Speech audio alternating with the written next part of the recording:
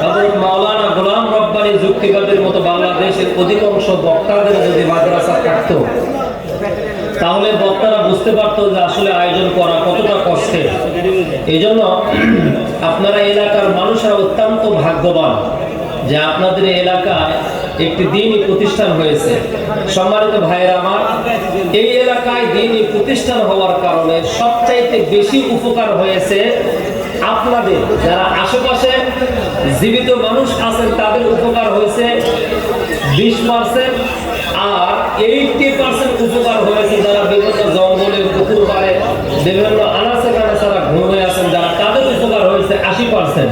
কিন্তু মাওলানা গোলাম রব্বানী সাহেবের উপকার কি এমন হয়েছে? ওনার তেমন উপকার হয় নাই। উপকার আপনাদের যারা জীবিত আছেন তাদের, আর এলাকায় যারা মারা গিয়েছে তাদের। যদি বলেন হুজুর কেমনে? কারণ এই মাদ্রাসাটা চালাইতে গিয়ে ওনার ম্যাক্সিমাম কমপক্ষ প্রায় 7 থেকে 8 লক্ষ টাকা চলে যায়। অনেক বাচ্চারা আছে ফ্রি খায়, এটা ওনার পকেট থেকে উনি ইনভেস্ট করতেছে। যা শত শত বক্তা নয়, হাজার হাজার বক্তার ভিতরে 2-4-5 জন বক্তা পাওয়া যাবে না যে নিজের পয়সা খরচা করে এরকম মাদ্রাসা বানায় বাচ্চাদেরকে পড়ানোর সুযোগ করে দিচ্ছে। এমনকি আমার নিজের একটা ভাস্তা আছে, সেও ফ্রি পড়ে, এখানে কারেন্ট বিল দেয় না, শিক্ষক বেতন দেয় না, খাবারের কোনো টাকা দেয় না। এরকম অনেক বাচ্চারা আছে। ওনার উপকার চাইতে আপনাদের উপকার যারা জীবিত আছেন, উপকারটা কি? রাসূল করিম সাল্লাল্লাহু আলাইহি ওয়াসাল্লাম বলেন, যখন কোন এলাকায় কোরআনের আওয়াজ, কোরআনের তেলাওয়াত, কোরআনের যখন কোন এলাকার ভিতরে কোরআনের আপনার তালিম দেওয়া হয়, আল্লাহ রাব্বুল আলামিন ওই এলাকার মানুষের উপরে আসমান থেকে রহমত নাজিল করেন। জোরে বলেন সুবহানাল্লাহ।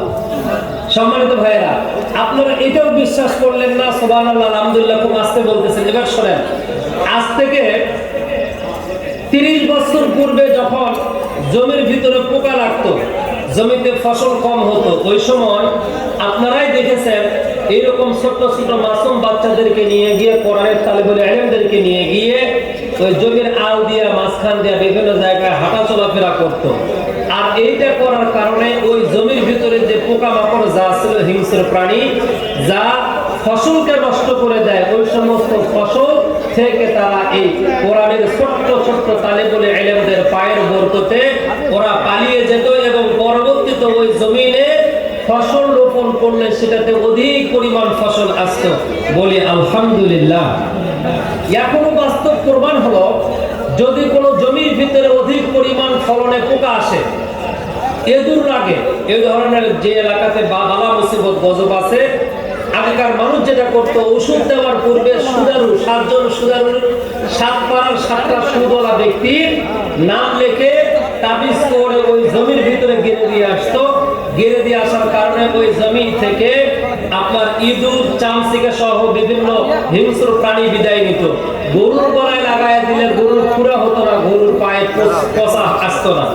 এটা হলো সুদারুদের প্রতি একটা পশু পাখি, একটা হিংস্র জানোয়ারের যেমন ঘৃণা, আল্লাহর কোরআনের ছোট্ট ছোট্ট এই যে বাচ্চাগুলো যারা তালিবুল ইলম, এদের বরকতে আল্লাহ রাব্বুল আলামিন এলাকার ভিতরে বরকত দিয়ে দেয়, রহমত দিয়ে দেয়। বলি সুবহানাল্লাহ।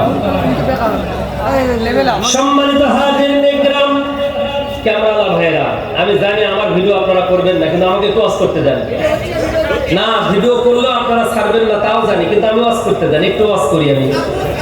আলহামদুলিল্লাহ, আল্লাহ কবুল করুন। মানে আমি একটু বেশি গরম কথা বলি, অনেকে এটা আর কি মাইন্ডে নেয়, হুজুর চ্যালেঞ্জের একটা ভয় থাকে। ভাই, চ্যালেঞ্জের চাইতে কবরের ভয়টা বেশি আসা দরকার, ঠিক কি না? জীবন কখনো এরকম ভয়ের ভিতরে রাখলে চলে না। কত মানুষের জীবন চলে গিয়েছে, কত রক্ত চলে গিয়েছে, কত সম্মান ইজ্জত চলে গিয়েছে। ওরা পরোয়া করে বাতিলের সামনে মাথা নত করে নাই, ব্যবসা বাণিজ্যের দিকে তাকান নাই, ফ্ল্যাট বাড়ির দিকে তাকান নাই, চাকরি হারা হয়েছে, স্ত্রী হারা হয়েছে, দেশের মায়ের মমতা ত্যাগ করেছে, আল্লাহর কোরআন ছাড়ে নাই। কথা বলেন ঠিক কিনা? আল্লাহর কোরআন ছাড়ে নাই। আমির হামজাকে তো দেখেছেন শুধু উপরে চেহারা, ভিতরের অবস্থা দেখলে কলিজাটা ফেটে যেত আপনাদের। আমি দেখেছি আমার মামার বাসায় যখন আসছিল, ভেতরের অবস্থাটা আমি দেখেছি। সবাইকে ঘর থেকে বের করে দিয়ে কাপড় যখন পরতেছিল, আমি অজান্তে চোখ দিয়ে ঝরঝর করে পানি পড়েছে। একজন হাফেজে কোরআন, একজন হক্কানি আলেম মাজলুম, একজন কোরআনের দাঈ আল্লাহর উপরে কেমনটা নির্যাতন আর জুলুম করা হয়েছে, এইটা আপনারা দেখেন নাই, আমি দেখেছি। সম্মানিত হাজিরিন ইকরাম, দ্বিতীয় নম্বরে এলাকার ভিতরে মরা মানুষগুলো সবচাইতে, মৃত্যুবরণ করা মানুষগুলো সবচাইতে বেশি আনন্দিত। আজকে মাদ্রাসা হওয়ার পর থেকে বেশি আনন্দিত।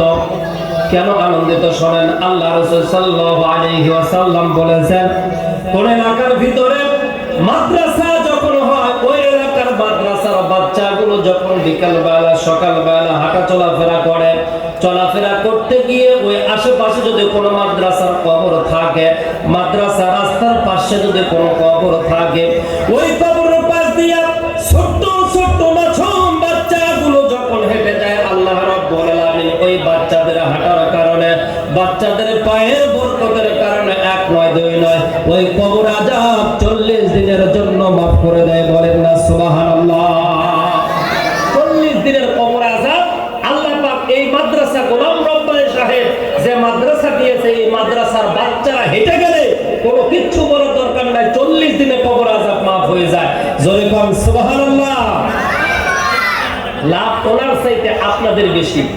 জমিতে আসলো না পোকা, কবর আযাব হয়ে গেল মাফ। এরপরে যে বাচ্চাদের আপনি মাদ্রাসায় দিয়েছেন, মাদ্রাসার জানালা দিয়ে দেখবেন বাচ্চারা এরকম যখন কোরআন তেলাওয়াত করে তখন শুধু দোলে এরকম দোলাদুলি করে। আমি অনেক হাফেজে কোরআন আলেম ওলামাদেরকে জিজ্ঞাসা করেছিলাম, প্রশ্ন করেছিলাম, হুজুর এই যে বাচ্চারা যে দোলাদুলি করে, এটার প্রতি আপনার মন্তব্য কি, আপনার এর বিষয়ে আপনার জানা কি আছে? তখন বলে, হুজুর আমরা কিছু জানি না, আমরাও এরকম নড়াচড়া করতাম।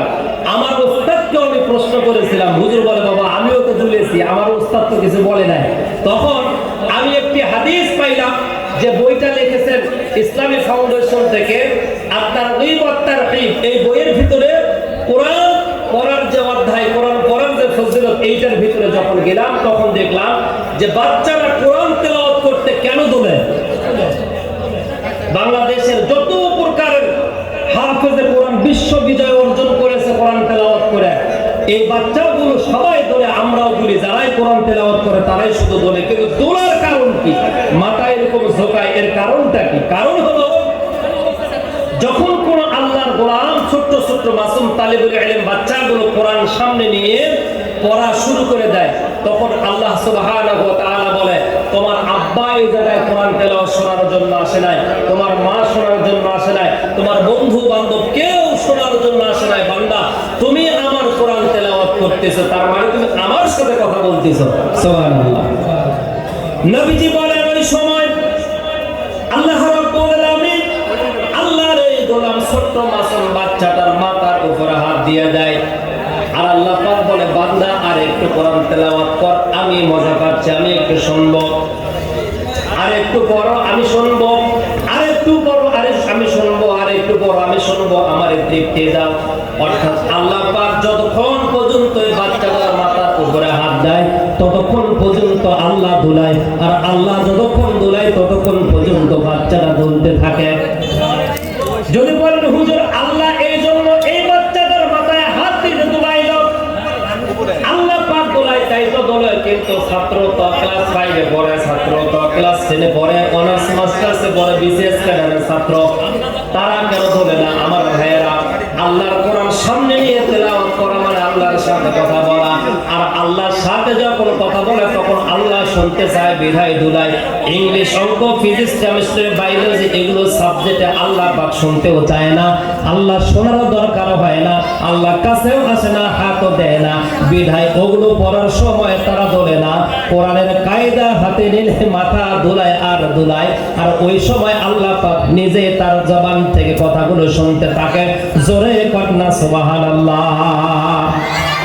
আল্লাহ রাসূল সাল্লাল্লাহু আলাইহি ওয়াসাল্লামের জামাতা হযরত আলী রাদিয়াল্লাহু তাআলা আনহু বলেন, ক্বালা আল কুরআনু শাফি মাশাফাউ ওয়া রাহিলু মুসাদ্দাকু মান জালাহু আমামাহু কদ্দাহু ইলাল জান্নাহ ওয়া মান জালাহু খালফাহু হাদিহি সাকাতাহু ইলা নার। রাওয়াহু তিরমিজি শরীফের হাদিস। রাসূলের জামাতা হযরত আলী রাদিয়াল্লাহু তাআলা আনহু বলেন, এই কোরআন যার বিপক্ষে সাক্ষী দিবে সে হবে আল্লাহর জান্নাতের মেহমান, কোরআন যার বিপক্ষে সাক্ষী দিবে সে হয়ে যাবে জাহান্নামের মেহমান। জোরে কর নাউজুবিল্লাহ। আমার ভাইরা, এই জন্য যে কোরআন আমাদেরকে সুপারিশ করে আল্লাহর জান্নাতে নিয়ে যাবে, যে কোরআনের সুপারিশে জাহান্নামের মানুষরা লিপিবদ্ধ হয়ে যাবে, ওই কোরআনের নাজিলের মাস এটি। আল্লাহ পাক এই কোরআন নাজিলের মাসে আমাদেরকে কোরআন শোনা, আমাদেরকে কোরআনের একটি মাজলিসে অংশগ্রহণ করার মতো সুযোগ এবং সুযোগ দান করেছে। এই জন্য আল্লাহ একবার উচ্চ আওয়াজে আল্লাহকে থ্যাঙ্কস ওয়েলকাম জানিয়ে জোরে বলুন না আলহামদুলিল্লাহ।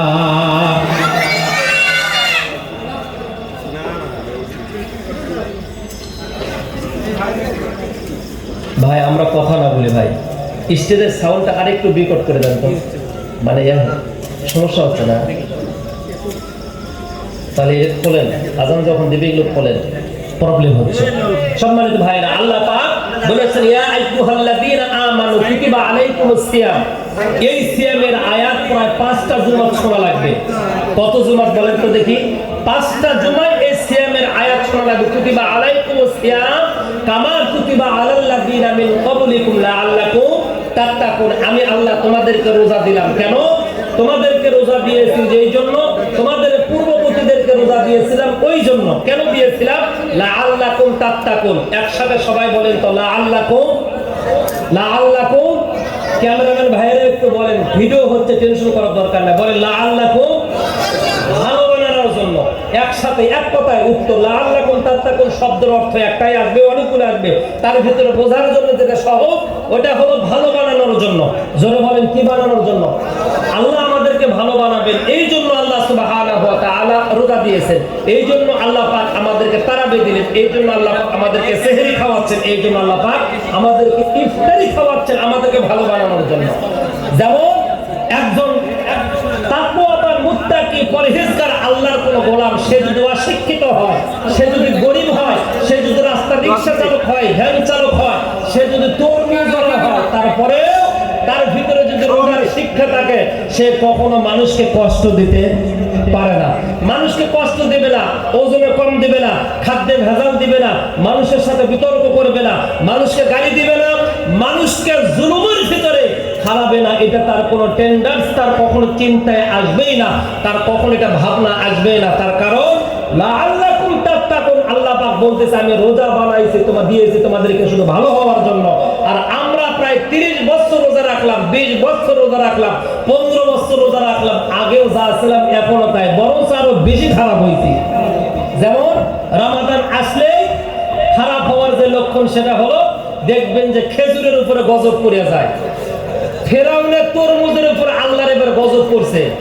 আমাদের ভালো হয়েছে, কারণ এখন তরমুজ কত, পরশুদিন রানীহাট দেখলাম 50 টাকা পিস, 3টে 100 টাকা, আর গত বছর ছিল 140 টাকা কেজি। তার মানে যারাই মনে হয় তরমুজের ব্যবসা করে, মনে হয় তারাই নমরুদ বা ফেরাউনের কাছের লোক ছিল। এত জুলুম মানুষের প্রতি করে, আল্লাহ পাক আমাদের প্রতি এবার মেহেরবানি করেছেন, কিন্তু খেজুরওয়ালাদের উপরে মনে হয় গজব দিয়েছে। এরা একেবারে আবু জেহেলের জাতের লোক হয়েছে। কথা বলেন ঠিক কিনা? আল্লাহ আমাদেরকে কেমনে ভালো বানাবে? আল্লাহ পাক ভালো বানাচ্ছে তাকওয়া, আর তাকওয়া হলো রোজা। রোজা এবং তারাবি এবং সেহরি থেকে আসে।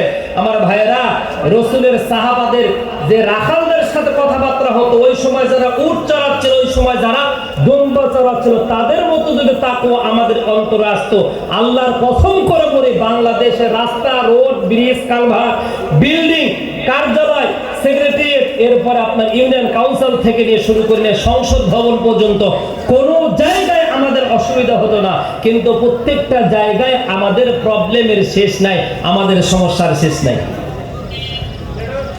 সম্মানিত হাজিরিন ইকরাম, রোজা রাখে নাই, তারাবি পড়ে নাই, সেহরি করে নাই, ইফতারও করা লাগে না, শুধুমাত্র কোরআনের আইনটা মেনে নিয়েছে।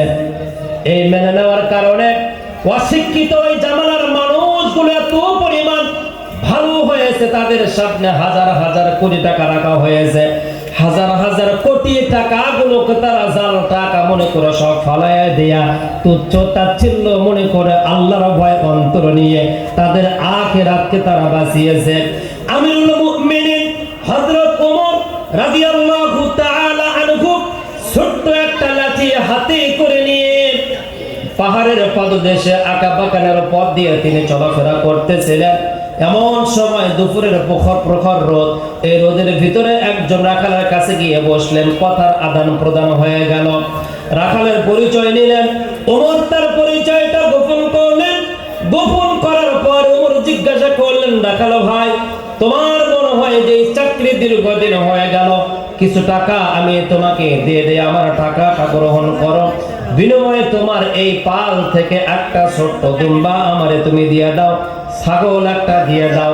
এই কথা বলার পরে রাখাল বলল, ঠিক আছে, আমার অর্থের যে ঘাটতিটা পূর্ণ হয়ে যাবে, আমার যে বাড়িতে অর্থনৈতিক প্রবলেম এটা সলভ হয়ে যাবে, কিন্তু আমি জানতে চাই আপনার বাড়ি কোথায়, আমি আমার মালিককে গিয়ে কি বলবো, আমার যিনি রাখালেন মূলত যিনি মালিক ওনাকে গিয়ে আমি কি বলবো, যেই ছাগল আর এই দুম্বাগুলো যে আমার মালিক রয়েছে তাকে কি বলবো।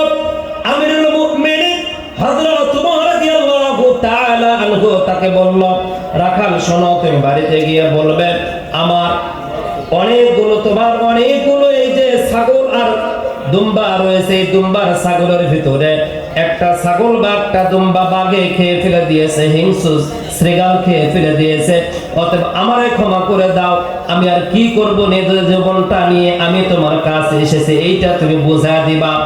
রাখাল এবার ওমরের দিকে তাকায় একবার, আবার মনে মনে কি যেন বিড়বিড় করে বলে, আবার ওমরের পা থেকে মাথা পর্যন্ত তাকায়, কি যেন বিড়বিড় করে বলেন। আমিরুল মুমিনিন হযরত ওমর রাদিয়াল্লাহু তাআলা আনহু বলে, ভাই কি যেন বিড়বিড় করে তুমি বলতেছো, শুনতে পাই না, আমি কি যেন বলতেছো শুনতে পাই না। তখন রাখাল বলল, ও পথিক, আমাকে চমৎকার তুমি বুদ্ধি পরামর্শ দিয়েছ, মানুষটা লম্বা কিন্তু বুদ্ধি যে তোমার এত কম, জ্ঞান যে তোমার এত কম, এইটা আসলে আমার জানার ছিল না, তবে যে আশা নিয়ে এই জায়গায় আসছো ওই আশা পূর্ণ হবে না, আস্তে গো ব্যাক বাড়ির দিকে তাড়াতাড়ি চলে যাও অ্যাবাউট টাইম। আমার ভাইরা, আমিরুল মুমিনিন হযরত ওমর বলল, তোমার সুবর্ণ সুযোগ তুমি লস করে ফেললে, সুবর্ণ সুযোগ তুমি লস করে ফেললে, এই সুযোগ ছেড়ে দিও না, এই সুযোগ আর কোনোদিন তুমি পাবা না। এই কথা বলার পর রাখাল বলল, প্রতিক্রিয়া শোনো, অর্থের লোভ আমাকে দিয়েছ, কেমনে বাঁচবো সেইটাও আমাকে তুমি বাতিয়ে দিয়েছ, কিন্তু একটা পরামর্শ তুমি আমাকে দিয়ে যাও, আমি আমার মালিকের চোখে ফাঁকি দিতে পারবো, অর্থের সমস্যার সমাধান হয়ে যাবে, কিন্তু এই ছাগলের মালিকের মালিক যিনি, আমার আর তোমার মালিক যিনি, হাসরের ময়দান কিয়ামতের দিনে তার চোখে আমি কেমনে ফাঁকি দিব, ওই পথটা আমারে বাতায়া দাও, ওই পরামর্শ আমারে দিয়ে যাও, তাহলে আমি তোমারে একটা নয় 8-10টা ছাগল যা লাগে নিয়ে যাও, আমি তোমাকে বাধা দিব না। জোরে কন্না মারহাবা। আল্লাহ রাব্বুল আলামিন বলেন, ইয়া আইয়ুহাল্লাযীনা আমানু কুতিবা আলাইকুমুস সিয়াম কামা কুতিবা আলাল্লাযীনা মিন ক্বাবলিকুম লাআল্লাকুম তাত্তাকুন।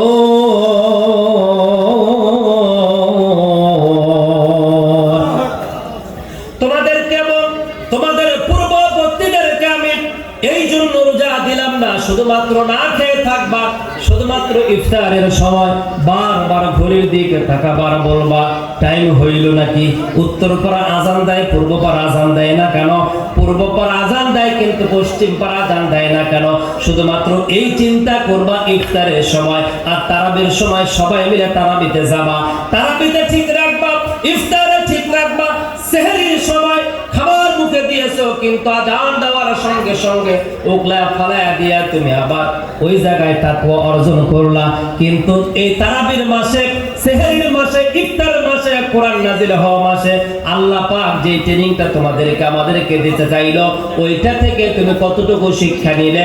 এই রাখালের মতো যদি আমাদের দেশের এমপি মন্ত্রী, আমাদের দেশ যারা চালায়, পরিচালনা যারা করে, তাদের ঈমান যদি রাখালের মতো হয়ে যেত, আল্লাহর কসম করে বলে প্রত্যেকটা রমজান মাসের প্রথম দিন থেকে নিয়ে শেষ পর্যন্ত খেজুরের দাম হাফের চাইতে হাফ, যেরকম বাড়ি বাড়ি আপনার অন্য প্রোডাক্ট গুলো বিক্রি করে, ওই রকম খেজুর বাড়ি বাড়ি ডালিতে করে বিক্রি করতো। কথা বলেন ঠিক কিনা? বাড়িতে বাড়িতে বিক্রি হয়ে যেত, কিন্তু আমাদের তাকওয়ার অভাবের কারণে খেজুরের দাম বাড়ে, তাকওয়ার অভাবের কারণে আমাদের দাম বাড়ে আপনার হচ্ছে এই যে তরমুজের। তাকওয়ার অভাবের কারণে জামাইগুলো কয়েকদিন পরে শ্বশুরের উপরে জুলুম করবে। কেমন জুলুম? যে এলাকার জামাইরা একটু ঈদের ভাতা পাবে না, ঈদের ভাতা মানে সেমাই, চিনি আর মুড়ি এই ধরনের কিছু না পাবে, ওই সমস্ত এলাকার পুত্র মানে স্ত্রীদের উপরে স্বামীরা পুত্র বধূদের উপরে শ্বশুর শাশুড়িরা নির্যাতন চালানোর জন্য সুযোগ আর সময় আসতেছে সামনে ঈদ উল ফিতরের আগে। কথা বলেন ঠিক কিনা?